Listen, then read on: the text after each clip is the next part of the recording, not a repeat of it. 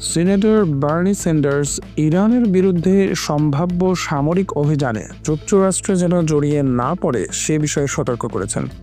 তিনি বলেন, ইসরায়েলের প্রধানমন্ত্রী বেনিয়ামিন নেতানিয়াহু অতীতে যুক্তরাষ্ট্রকে ইরাক যুদ্ধের দিকে ঠেলে দিয়েছিল, যার পরিণতি ছিল ভয়াবহ। সেই অভিজ্ঞতা থেকেই শিক্ষা নেওয়া উচিত।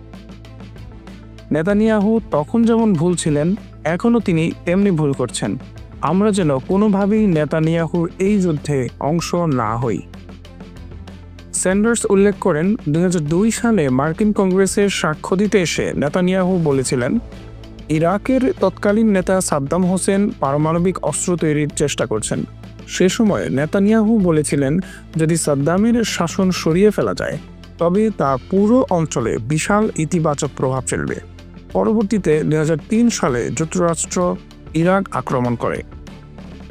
স্যান্ডার্স বলেন, নেতানিয়াহু ভুল ছিলেন। তিনি আরও বলেন, ইরাক যুদ্ধের ফলে 4,492 জন মার্কিন সেনা প্রাণ হারান, আহত হন 32,000-এর বেশি, আর এতে খরচ হয় প্রায় $3 ট্রিলিয়ন।